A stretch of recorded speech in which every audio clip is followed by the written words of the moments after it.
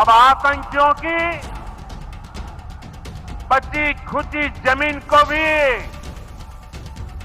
मिट्टी में मिलाने का समय आ गया है। भारत ने पाकिस्तान के साथ बहुत बड़ा खेल कर दिया है। पहलगाम आतंकी हमले के बाद पाकिस्तान को भारत से जिस पलटवार की उम्मीद थी, भारत ने ठीक उसका उल्टा कर दिया है।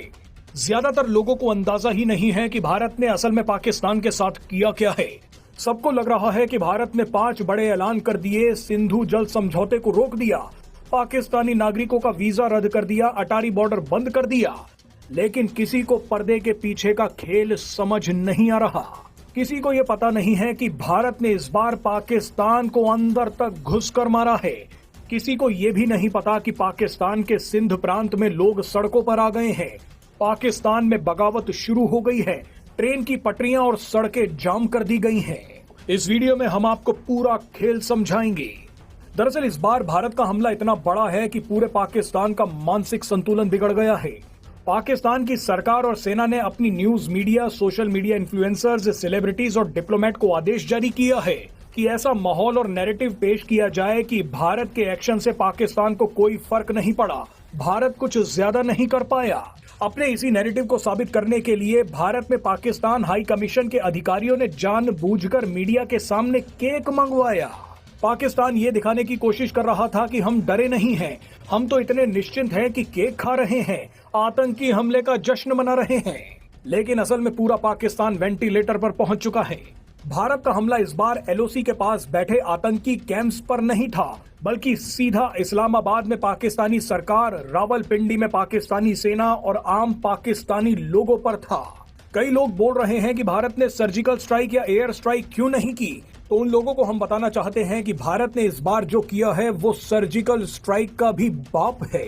पाकिस्तान यही मानकर बैठा था कि भारत सर्जिकल स्ट्राइक करेगा। पाकिस्तान चाहता भी यही था कि पूरा मामला सर्जिकल स्ट्राइक से ही रफा दफा हो जाए। भारत अगर सर्जिकल स्ट्राइक या एयर स्ट्राइक कर देता तो उससे पाकिस्तान को कोई फर्क नहीं पड़ता। ज्यादा से ज्यादा पाकिस्तान के 300 से 400 आतंकी मारे जाते। पाकिस्तान जैसा देश फिर नए आतंकी पैदा कर देता। आतंकी मरते तो हमेशा की तरह पाकिस्तान इन्हें शहीदों की तरह पेश करता। पाकिस्तान गांव मोहल्लों में आतंकियों की लाशें दिखाकर नए युवाओं की भर्ती करता। पाकिस्तान के लिए ये बहुत ही किफायती और सस्ता ऑप्शन रहा है कि वो भारत के सैनिक और सिविलियन मारे और उनके बदले अगर 500 आतंकी मर जाएं तो ये नुकसान का सौदा नहीं है। लेकिन इस बार भारत ने कूटनीति का इस्तेमाल करते हुए पाकिस्तान के एक एक व्यक्ति को चोट दी है। भारत ने भयंकर गर्मी से पहले पाकिस्तान जाने वाले पानी को रोकना शुरू कर दिया है। आप सोचिए कि गर्मी के मौसम में पाकिस्तान की 3 नदियां सूखी हो जाएं तो पाकिस्तान में कितनी बर्बादी होगी। पाकिस्तान को पीने, नहाने और धोने तक के लाले पड़ जाएंगे। पाकिस्तान की 80% खेती सिंधु, झेलम और चिनाब नदियों पर निर्भर है।